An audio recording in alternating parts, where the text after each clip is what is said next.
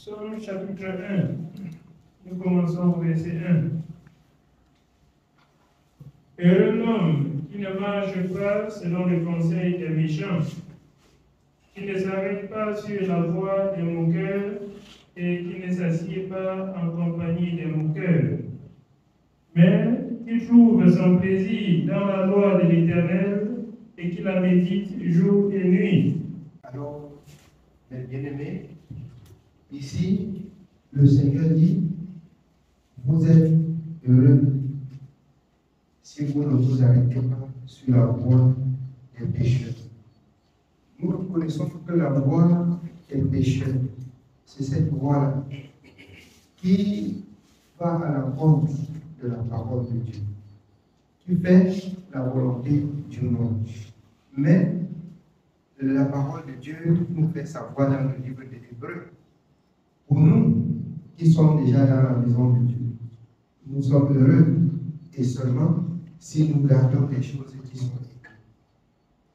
C'est en gardant ce qui est écrit, bien aimé, qu'on parvient au salut. C'est en gardant ce qui est écrit qu'on peut être heureux. Quelqu'un ne peut pas mettre en pratique ce qu'il ne connaît pas. Amen. Amen. On met en pratique ce qu'on a appris. Quand les enfants partent à l'école, ceux qui sont des techniciens, quand on parle de la phase pratique, c'est d'abord aller à la phase théorie pour arriver à la pratique. C'est pas ça. Pour les enfants de Dieu, la théorie c'est d'apprendre. La pratique c'est de vivre ce qu'ils ont appris. Heureux ceux-là, bien-aimés, qui se lèvent et qui pensent qu'ils doivent vivre ce qu'ils ont appris, ce qu'ils ont entendu. Dès le jour qu'ils ont cru, lorsque nous avons cru, bien-aimés, c'est un engagement que vous ne pouvez pas mesurer. Lorsque vous prenez l'engagement de dire, je crois au Seigneur Jésus-Christ, je m'engage. Et déjà même c'est écrit dans le livre de Pierre, c'est un engagement d'une bonne conscience. Bien-aimé, un engagement d'une bonne conscience. Ça veut dire que tu as mûrement réfléchi pour prendre l'engagement. Il n'y a pas qu'on prend l'engagement, après qu'on dit que c'est un enfant qui a pris l'engagement. Quand l'âge a atteint selon l'ombre, alors l'engagement, c'est l'engagement. Tel que vous avez appris hier dans le livre de l'Ecclésiaste, ne sois pas insensé pour prononcer des paroles, car après ça va te reprendre. Après ça va te reprendre. Heureux l'homme qui ne s'arrête pas en compagnie des moqueurs, qui ne s'assoit pas avec des pécheurs, mais qui trouve son plaisir. Si quelqu'un aime Dieu, trouvons son plaisir, c'est-à-dire apprendre à connaître celui que tu as accepté qui doit conduire ta vie. C'est apprendre aussi à le comprendre et à le connaître pour qu'il conduise mieux ta vie. On doit être dans le Seigneur et tous les jours on va pleurer. Je vous dis en vérité, nous pleurons parce que nous n'avons pas compris. Nous pleurons parce que nous n'avons pas fait ce qu'il a dit. Soit, comme il dit dans Osée 4 et 6, soit il a parlé, on n'a pas prêté l'oreille. On a été distrait. La distraction, c'est le jeu du monde. C'est le jeu du monde.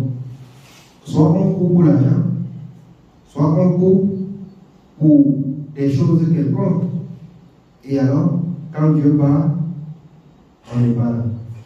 Je prends l'exemple du cas de ceux-là qui ne viennent que peut-être 2 fois par semaine, 3 fois, même 1 fois par semaine. Alors, est-ce que tout l'enseignement de la semaine qui suit, bon, s'ils périssent, est-ce que Dieu n'a pas parlé? Est-ce qu'ils sont arrivés à un lieu où Dieu se limite de parler, où Dieu a choisi des jours pour parler? Dieu parle tous les jours. Dieu parle tous les jours. Je dis, la bien-aimée rend grâce à Dieu parce qu'elle a vécu une situation au lieu de son service. Et quand elle arrive le soir, on dirait qu'elle a causé. Si je ne dis pas qu'elle-même elle avait déjà compris, elle aurait dit que quelqu'un m'a dit qu'elle a vécu ça. Mais quand le message sort, alors elle se rend compte que elle-même, elle a été un problème et que désormais, ça ne doit plus arriver. Voilà, être heureux d'écouter la voix de Dieu tous les jours. Voilà, être heureux d'écouter la voix de Dieu tous les jours. Oui, bien-aimé. Nous continuons au verset 3. Il est comme un arbre planté près d'un courant d'eau qui donne son fruit en sa saison et dont le feuillage ne se flétrit point. Alors, ça dit quoi, bien-aimé? Il est comme cet arbre-là planté près du courant d'eau. C'est-à-dire que ça ne connaît pas la sécheresse. Ça ne connaît pas la sécheresse. C'est nourri jour et nuit. De même que quand tu prends la parole, tu te nourris de la parole jour et nuit. Le fruit, quand Dieu, bien aimé, quand une tentation surgit, alors tu vois directement là où Dieu t'a parlé. Aujourd'hui, ce serait un peu de trop. On fait peut-être la pression sur les gens de venir à l'église. On ne calcule pas combien on dépense pour venir à l'église. Vous calculez, c'est vrai, vous pouvez bien calculer. Parce que c'est votre force. Parce que c'est votre sagesse qui vous donne l'argent. Si c'est Dieu qui donnait, vous ne deviez pas compter. Vous ne deviez plus compter combien vous payez pour venir à l'église. Si ça venait de Dieu. Si ça vient de Dieu, on ne compte plus le montant qu'on paye pour venir à l'église. Si ça vient de Dieu. Mais si seulement ça vient de vous, vous deviez compter. C'est vrai, vous avez raison. Vous pouvez vous compter. Si ça vient de Dieu. Mais si ça vient de Dieu, on ne peut pas compter le transport. On va avoir le désir. Et on va se retrouver qu'on a toujours le transport. On aura le désir et on va se retrouver toujours qu'on a le transport d'aller dans la maison de Dieu. Le roi David dit, je suis dans la joie lorsqu'on me dit, allons dans la maison de l'Éternel. Allons dans la maison. Il entend que c'est pour que tu l'appelles, c'est pour que vous vous rendez dans la maison de l'Éternel. Il sort avec joie. Il sort avec joie. Quelqu'un m'a dit, alors que retrouvons à Yassa, c'est tellement il y a quoi là-bas? Mais est-ce que c'est pas un jour de prière? Les jours de prière pour moi, c'est tous les jours. Les jours de prière pour moi, c'est tous les jours. Et pour tous les autres qui viennent aussi tous les jours. Bien aimé, je vous dis un peu vérité. Bientôt, nous allons saisir la Manche. Nous sommes sur la route, nous allons saisir la Manche. Que le Seigneur nous donne, bien aimé, comme il dit dans 2 Pierre 3,17, de croisser dans la connaissance. Quand on parle de la croissance, c'est quelque chose qui se multiplie. Donc on multiplie encore le temps et non rabaisser le temps. On multiplie le temps pour être dans la présence de l'Éternel. On n'avance pas et on recule. Non. On pousse, on part pour partir. On n'avance pas et on recule. On avance et on continue. Vous allez voir, si vous avancez et vous continuez, vous allez vous retrouver que chaque jour, on peut être même plein dans cette salle pour écouter la parole de Dieu. Et personne ne va se plaindre. Et chacun va sortir tout joyeux. Chacun va sortir tout joyeux. Parce que l'Éternel est celui-là qui prend soin de son peuple. Mais quand les murmures entrent dans le cœur, quand les pensées, quand les mathématiques viennent sur le transport, c'est là où vous ne valorisez plus la parole de Dieu et Dieu ne vous valorise pas aussi.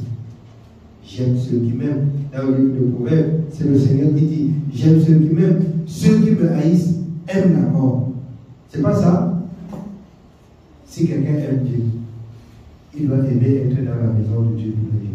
Il doit aimer écouter la parole de Dieu tous les jours. Il doit aimer lire la parole de Dieu tous les jours. Oui, bien aimé, on continue.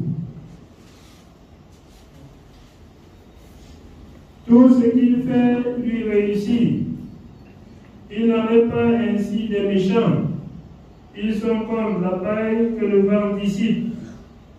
C'est pourquoi les méchants ne résistent pas au jour du jugement, ni les pécheurs dans l'assemblée des justes. Le méchant, pourquoi le méchant ne résiste pas au jour du jugement? ni les pécheurs dans l'assemblée des justes. Parce qu'ils ne supportent pas d'entendre la vérité. Ils ne supportent pas d'entendre la vérité. La vérité, là que vous comprenez, bien aimé, avant la venue de Jésus, on a parlé de la vérité, mais il n'y avait pas la vérité. On a parlé de la vérité, mais il n'y avait pas la vérité. C'est pourquoi en lisant Jean 10, vous devez comprendre pourquoi le Seigneur dit ceux qui sont venus avant lui sont des brigands. Il les a donné la parole de la vérité. Mais la vérité n'était pas leur compagne. C'est lui maintenant qui revient porter le message de la vérité et aller mourir pour le message de la vérité, pour vous transmettre le message de la vérité. Connais le plan de Dieu pour toi. Connais la souffrance de Jésus à la croix pour toi. Il t'a délivré de toutes les abominations. Ce que les hommes rassemblent le peuple maintenant aujourd'hui et disent, tu payes la dîme là, Jésus a payé tout ça pour toi. Tu payes les ceci là, il a payé le tout. Jésus a payé tous les prix. Ce que nous faisons aujourd'hui, c'est l'amour. Romains 13, 8. Ne devez rien à personne si ce n'est de vous aimer les uns les autres. Alors, c'est par amour maintenant que je peux faire quelque chose et non plus par la loi. Ce n'est plus par la loi, c'est par amour. Alors, vous pouvez voir, quand Dieu préparait déjà l'amour qui devait venir dans le monde, par Moïse dans l'Exode, il lui dit que tu prends l'offrande entre les mains de tout homme qui donnera de bon cœur. C'est pas ça? C'est la préparation de l'amour. Si on te force pour prendre, bien sûr, tu vas ton cœur va vous donner à l'intérieur. Et ce ne serait pas bénissant. C'est pas ça? À Dieu, Jésus-Christ est venu pour rendre libre. Il est venu pour rendre libre. Et vous, ce serait difficile que vous entrez dans une assemblée, on vous dit cela, parce qu'ils sont là pour récolter. On crée même ce qui n'est même pas, vous trouvez même les autres qui créent même ce qui n'est même pas là, même dans l'Ancien Testament, même ce qui n'est même pas là-dedans, ils créent pour recueillir de l'argent. Non, Jésus a payé tout. Jésus a payé tout le prix. Alors on dit que Jésus a payé le prix. Ils vous diront que Jésus a payé le prix que vous ayez la vie. Il a payé le prix pour que vous ayez toutes choses. Jésus a payé le prix pour tout. Il n'a rien laissé. Même la dîme là, il a payé le prix. Même l'offrande, il a payé. Ce que tu dois vivre maintenant, c'est de l'amour. C'est de l'amour. Si tu vois un frère que tu as deux vêtements, il n'a pas le vêtement. Aimé de compassion, tu lui donnes un vêtement. Tu as payé plus que la dîme. Donc, bien-aimé, la parole de Dieu, pour ceux qui nous haïssent et qui bloquent même les médias que ce message ne circule pas. Bien-aimé, jusqu'à la dernière veine, le message là-bas circule. C'est la vérité. C'est la vérité. Jésus a été crucifié pour la vérité. Et tenez-vous tranquille, dans le livre de Jean 16 même, il a dit nous aurions beaucoup de problèmes à cause de la vérité, mais rassurez-vous, il a vaincu. Amen. Donc, bien aimé, vous êtes plus que vainqueurs si vous gardez la parole de la vérité. Ne dites pas Amen et vous partez, vous ne gardez pas la parole, vous dites que c'est Dieu qui manque, c'est que c'est vous qui manquez. Dieu ne manque pas, Dieu ne se trompe pas. Mais quand vous ne restez pas dans la vérité, vous pouvez connaître toutes sortes de problèmes. Aujourd'hui, quand vous partez dans des assemblées, on manque ce qu'on va vous dire. On dit ne mangez pas ceci, ne mangez pas cela, ne touchez pas ceci, ne touchez pas cela. Bien aimé, mangez de tout ce qui se vend sur le marché. Mangez tout. Mangez de tout. Et je vous exhorte, si vous trouvez des personnes qui aiment Dieu, ne les empêchez pas. S'ils achètent même leurs médicaments, ne les empêchez pas d'acheter. Ce que Dieu aime, ce sont les dieux étrangers. Ce sont les dieux étrangers. Dieu n'aime pas, bien aimé, se mélanger. Il n'aime pas se mélanger. Dieu ne se mélange pas. Enseignez, dites aux hommes ce que Dieu a dit. Ne débordez pas ce que Dieu n'a pas, bien aimé, dit. Je vous ai dit, beaucoup m'avaient dit, oh là-bas, ils ont acheté les ceci, ils ont acheté les médicaments, chacun a ses caisses de médicaments. Bien aimé, que chacun a même sa pharmacie à la maison, ce n'est pas un problème. Servez Dieu. Servez Dieu. Quand Dieu va entrer dans vos cœurs, la pharmacie là, bien aimé, alors vous allez rendre témoignage pour cette pharmacie, parce que quand vous allez torcher maintenant là-bas, tout serait périmé. Tout serait périmé. Vous allez vous rendre compte que vous avez acheté, vous n'avez pas utilisé. Et alors, ce serait une puissance de la part du Seigneur. Dieu est juste. Ne dites pas aux gens ce que Dieu n'a pas recommandé. Limitez-vous dans ce que Dieu a dit.